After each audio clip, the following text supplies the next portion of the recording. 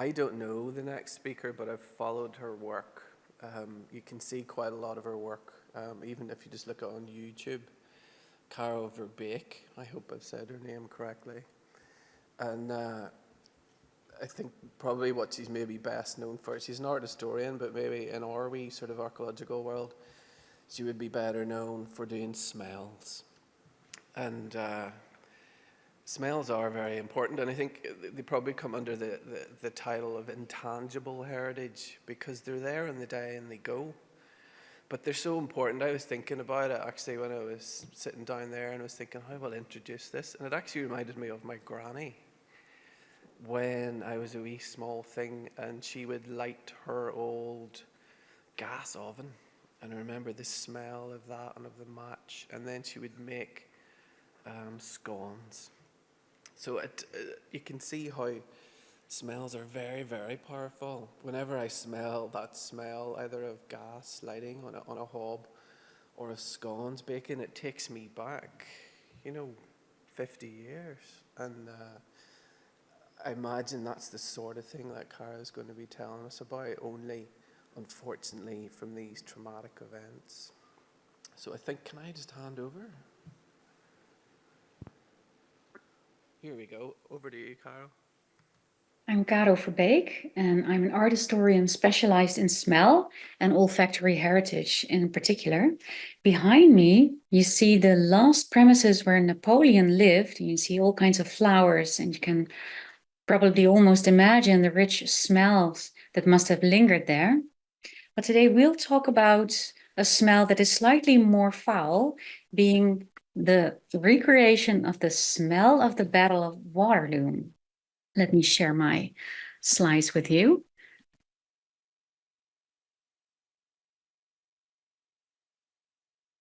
And then we can start. So the title of my talk today is Inhaling Heritage, because smell is the kind of heritage that we can actually inhale and breathe.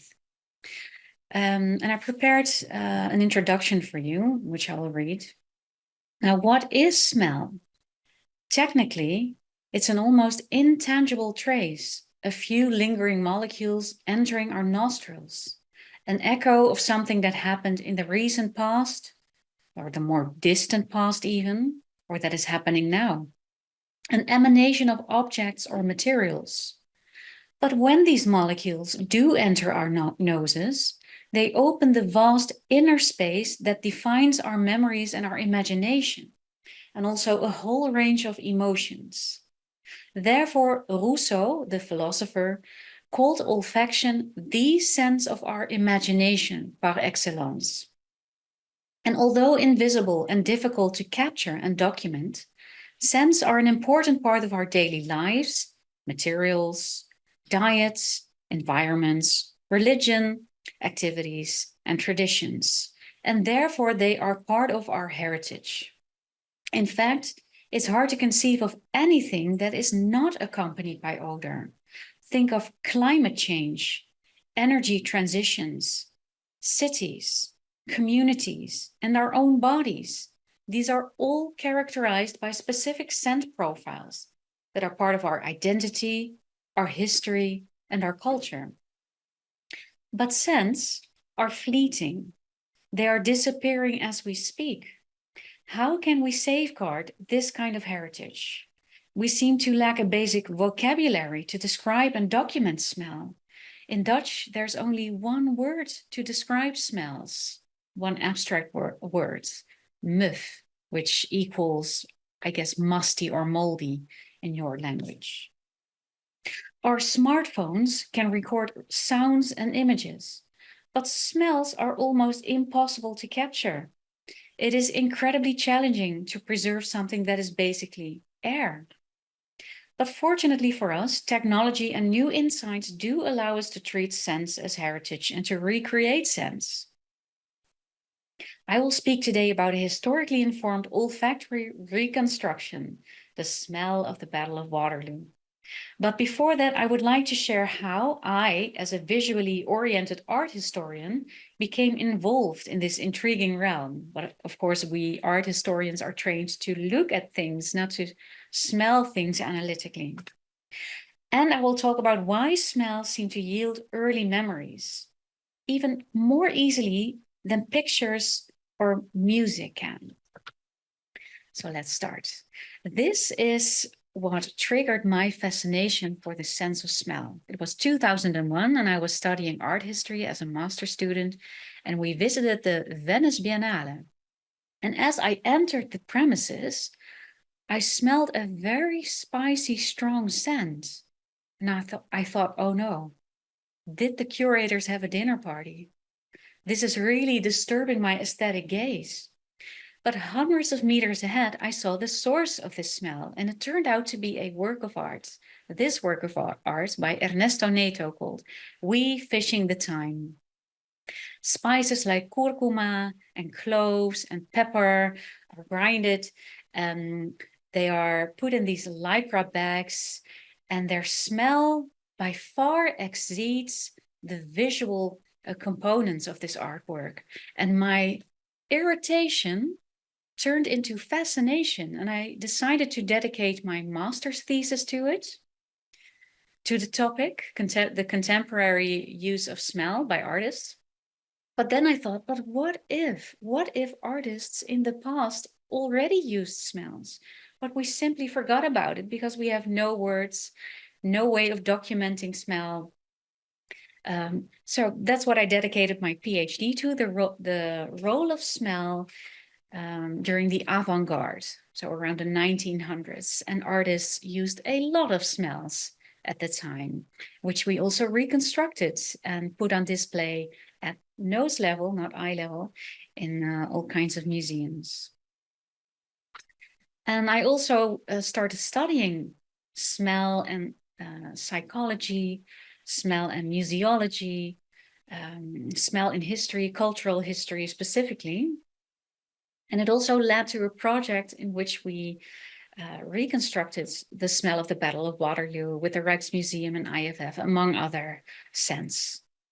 But then this very interesting characteristic about the sense of smell, called the Proust effect, after the author Marcel Proust, who wrote In Search of Lost Time, à la recherche du temps perdu. In this book, the main character Marcel describes how he takes a madeleine, dips it in his lime blossom tea, takes a bite, and is suddenly overwhelmed with a very vivid memory of spending his Sundays in his childhood at his aunt in Combray. And he wondered, how is this possible? Looking at the madeleine didn't have this effect, nor did thinking about the madeleine. It was just tasting and smelling it. So he consciously dipped his madeleine in his tea again, took a bite. Yes, there was an emotional memory, but it was already much less strong. Scientists now know why.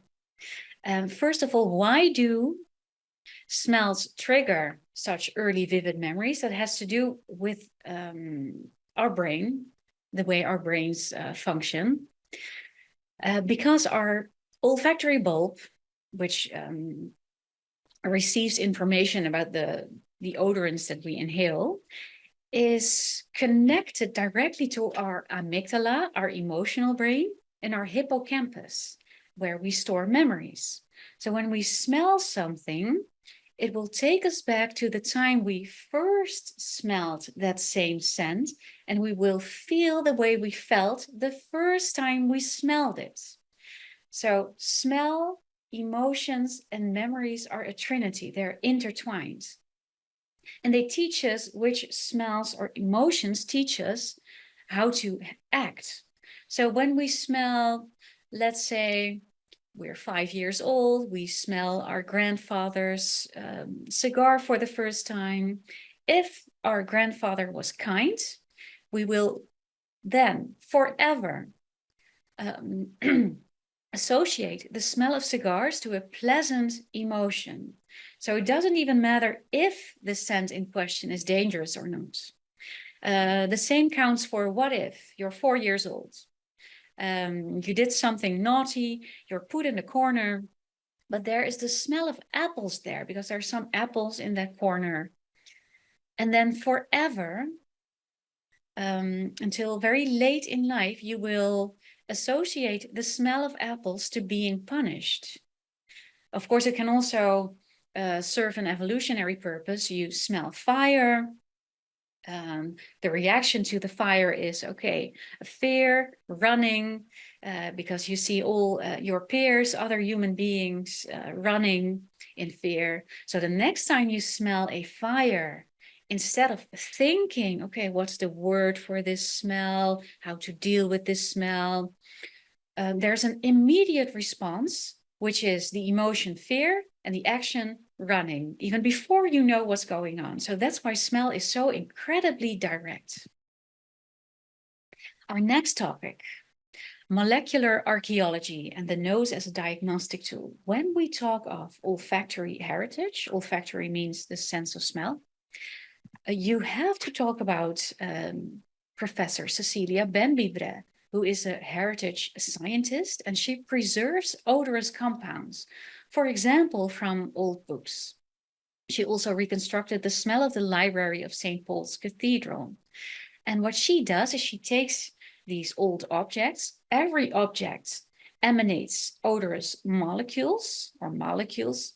She captures them and then uses a technique called gas chromatography mass spectrometry. This machine is this is one of those machines that can do that. She then analyzes the molecules, replicates them, and she can recreate smells from the past. But I also would like to advocate our incredible human sense of smell. This apothecary cabinet was part of one of my own smell heritage projects. This is part of the Rijksmuseum collection. This apothecary cabinet contains secret drawers. You can see them on the right. And one of those secret drawers contains resins and gums. Resins and gums were used in perfumery. And they are highly fragrant. And even after hundreds of years, they still gave off a smell. The Rijksmuseum, head of furniture conservation, Paul, invited us and asked me and a couple of perfumers of IFF to sniff these substances and see, hey, can we perhaps validate the information obtained by the gas chromatography analysis? So we sniffed 4 hours actually, on end with Gabi Joustra, Miram Enouchi and Paul van Duin, and so Henk van Keulen and myself. So all 4 of us sniffed the same substances so we could validate each other. It turned out that sometimes when the machine, I call it machine, the GC, had no answer, the perfumers could clearly smell, for example, myrrh or LME or benzoate, all kinds of gums and resins, or they could validate or make the answers of the gas chromatography even more precise, because the nose doesn't lie. And now our actual topic, we're coming closer to the smell of the Battle of Waterloo, the smells of war. Wars are among the smelliest events on the planet. And surprisingly, not only bad smells, but also sometimes good smells. So let's see which kinds of smells one can encounter during a war. For example, smells of the field hospital, carbolic acid, iodoform, wounds need to be disinfected, or the smell of burnt and moist earth after the impact of artillery fire or a cannonball. There's burned soil, there can be moist earth from the deeper layers that are thrown and scattered in the air after an impact. Smell of mustard gas, which smells of garlic. Don't forget about the smell of manure and urine of the thousands and thousands of horses that were used during many wars. Also, the smell of horse sweat is very particular, of course. And then the smell of fear. Both horses and human beings exude another type of smell when they are anxious, when they are scared, because you use different glands when you are fearful. So the sweat of someone who is anxious smells slightly different than the sweat of someone who is at the gym. The smells of wounds, gas gangrene, one of the most awful smells. Dentists tell me about this when there's a rotten tooth. You can smell of gas gangrene. Or the smells of death and decay. Now, the smell of death and decay, especially of human beings, is one of the smells that are innately nauseating. So sweat and excrements, those are culturally determined foul smells. You're not born to dislike those smells, but the smells of death, even though you've never smelled it before, you instantly recognize it as something to get away from. Of course, it's safe also to be born with a dislike for the smell of death. The smell of uniforms because of a specific material that was used. Of course, the smell of gunpowder, which we can smell every year when there are fireworks. And the smells of cooking one needs to eat. And let's also not forget about the military sting bomb by Ernest Crocker, because stench can scare away people. It can be incredibly powerful. I also found some nose witness reports from soldiers' diaries. More than about their wounds, soldiers write about the sounds and the awful smells they encounter and which make them suffer. So the first one, the same mind-numbing effect had the never-ending and never-diminishing agonizing stench. You never got used to that. You could smell the front rather than see it. The screeching of the rushing shards hurts your ears, pounds your neck, aches on your temples. And as you experience all this, you simply cannot stop the cry that escapes you. The sulfur smell makes me nauseous.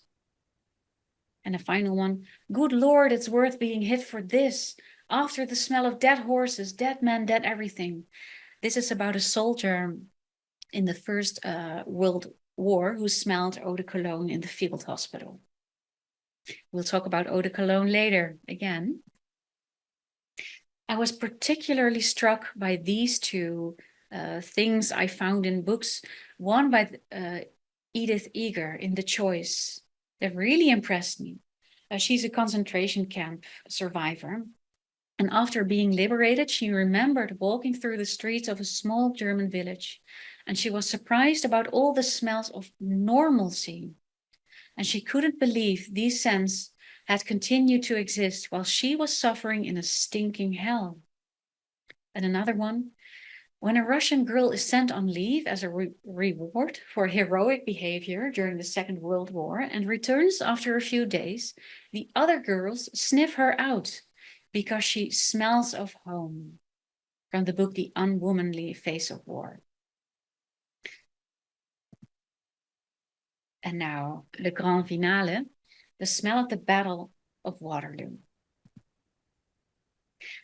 These are the noses, the perfumers behind the recreation of the smell of the Battle of Waterloo. I want to mention them particularly because they are so important in this process and sometimes forgotten. So it's Birgit Sijbrand, senior perfumer, and Bernardo Fleming, both working at IFF, International Flavors and Fragrances. Napoleon. Napoleon was born in Corsica in 1769, and he died in St. Helena in 1821. He was the first emperor of France. Here we can see him on the right as an emperor by someone from the studio of François Gérard, also part of the collection of the Rijksmuseum, made somewhere between 1804, 1805, and 1815. That was when he was an emperor. By the way, he was described as being short, but this was probably negative propaganda from the English. And his nose was described as fairly large. This, other than what one might expect, was positive propaganda, because in the 19th century, it was still incredibly important as a leader to be portrayed with and have, that was even better, a great nose. possibly with a curve in it. Alexander von Humboldt met Napoleon, saw his nose and saw that indeed there was a curve, not a hook, but a curve. And Napoleon's nose moved while he talked. Now that's interesting. Napoleon was a nasologist, so he selected his personnel also based on the size and shape of their nose, which was much more common in the 19th century. He also had a very sensitive inner nose. He once had an attractive woman that he saw from his coach, or he saw her in the crowd. He had her brought to him, but when he smelled her, he had her sent back. And you probably also know about this famous quote by Napoleon. He sent a small letter to Josephine de Beauharnais saying, "Josephine, I'm coming home. Please stop washing." So he really liked her body odor. He did not like her perfume. She used a lot of musk. But let's continue to what drove Napoleon to his own Waterloo. He was defeated during the Battle of Waterloo. Here we see a painting by Jan Willem Pieneman, part of the collection of the Rijksmuseum. The reconstruction of the scent was made for this painting, and we studied the behavior of people smelling the scent while looking at this painting. This is the largest painting in the collection, 8 by 5 meters. So immersive, already very immersive because of its sheer dimensions. In the middle, we see heroic, victorious Wellington. So of course, he was victorious during the battle, which took place in June in 1824. We also see William of Orange laid out on a stretcher. He owned this painting, his father gave it to him. And we see some French soldiers on the foreground. We even see a cannonball stuck. When you look at the middle, slightly to the right and below, you see a cannonball, which is stuck. When I tell French people about this smell, they're slightly less amused than when I tell other people about this episode, famous episode in history, by the way. Napoleon is nowhere to be seen. He's only a small dot at the horizon because when he learns that he has lost, because of the help of the Prussians helped the English, he flees, he starts fleeing, and he's only captured after 4 days. And then he is banished, of course, as we all know, to St. Helena, which was much further away than Elba, where he was exiled to before, but then he simply crossed the water. And then he tried to become a ruler, emperor again, but didn't succeed, unfortunately. So how does one go about capturing this scent? The perfumers had a look at all the present elements. So they immediately saw, Birgit Sijbrands immediately saw horses, gunpowder, earth, leather. And then historical research, but also the painting demonstrate that it was extremely rainy that day. And rain causes a smell described already in antiquity as petrichor, or geosmin, petrichor, the particular smell that rises from the earth when it starts raining in summer. And then the use of olfactory imagination is also key to these kinds of reconstructions. If the smells are all gone, have all been lost. And anxiety sweat would be one of those smells that you just know must have been there. And then there was a final historically informed element that we'll talk about slightly later. So look at this painting again. You see the air, because it rains, the earth, wet soil.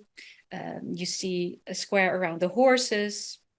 I also encircled the boots of Wellington because there must have been a strong smell of leather, gunpowder, anxiety sweat. Those are some of the smells that were present during the Battle of Waterloo.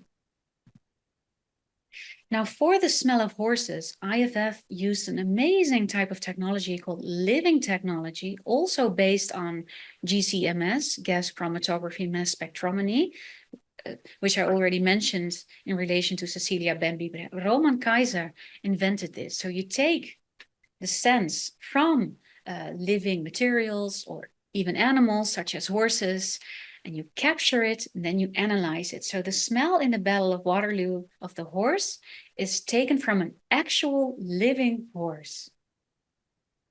And then the missing elements, we already mentioned eau de cologne briefly. Napoleon used a particular perfume by Farina called Aqua Mirabilis, a cure-all. He used liters and liters and liters of it. Every day, his assistant had to massage eau de cologne onto his shoulders, his temples. He had a bottle even in his boot during the battle. He could not live without eau de cologne because he had such a sensitive sense of smell. So it masked other foul odors. But now I'm going to tell you something very important in smell history. Before the discovery of Pasteur, everyone still believed that stench was responsible for the spread of diseases. This is called miasma theory. So using these fragrances during a war, for example, or during the plague, made people think that they were safe. It's important to know that it's not just pleasant, it's also a sense of safety. The fun fact is that this eau de cologne by Farina is very similar to a cologne that is still sold today, Echt Kölnisches Wasser, eau de cologne 4711. So if you want to smell it, you can buy one of those bottles and you would know approximately what Napoleon smelled like. At St. Helena, you see Longwood there, the house where he lived. He missed this scent so much that he had his assistant, nicknamed Ali, search the library for a recipe of eau de cologne, and then search the entire island for spices and herbs and fruits in order to recreate the smell so he could continue using eau de cologne. During the funeral of Napoleon, there were pastilles of eau de cologne that were burned, so the entire air was impregnated with this smell of eau de cologne. And Jean Kerléo, a perfumer, recreated that recreation. And that is also commercially available at the Osmothèque, for example. Now let's smell together. What are the effects? I sent some scents because I couldn't be there, but the scents are there. So you all have one of those blotters. Take one. Yours are already dipped, but I'm going to dip mine. I prepared the strips on my balcony for obvious reasons. So take the blotter, sniff, look at the painting, and see what happens. Maybe the same thing happened to you as what happened to many participants. We did a quantitative and a qualitative study.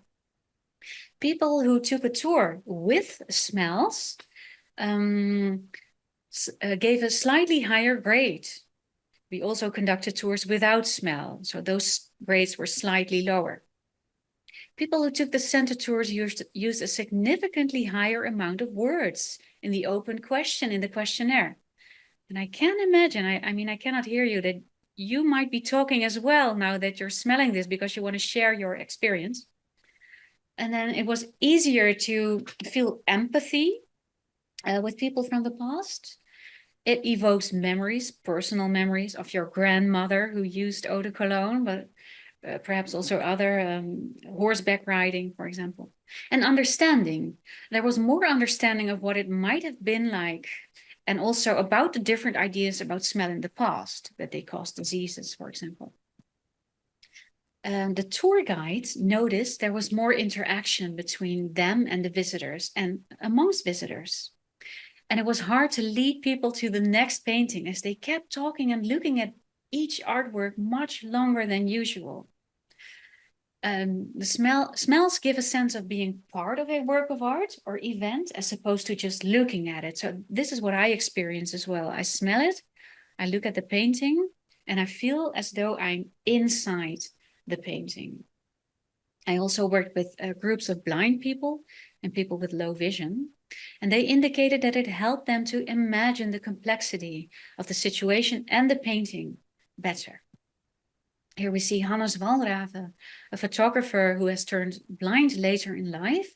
And he told me after experiencing this sense, I already knew I could see by listening, but now I know I can see by smelling too. So it gives access to heritage to those who cannot use their physical eyes. And then there was one example, one woman, while looking at the painting and smelling the scent she saw, the horses started to move. Now, I'm concluding this talk. The future of scent in heritage institutions needs a couple of things because we're still at the early stages. We need to research safe and practical ways of distributing scents in museums, train conservators, curators, and education professionals to work with smell, train our own noses, and to simply keep on smelling. Thank you very much. Well, that was great. What I did, see if you didn't get the smell from your wee blotter, I flicked some water onto mine and it really worked. And I don't know, Caro, I thought I was smelling maybe Wellington's boots or something. There was like leather smell, and then I actually imagined that I smelled the eau de cologne as well, so I don't know. But it was interesting, there was a depth there that I didn't get without flicking the water onto it.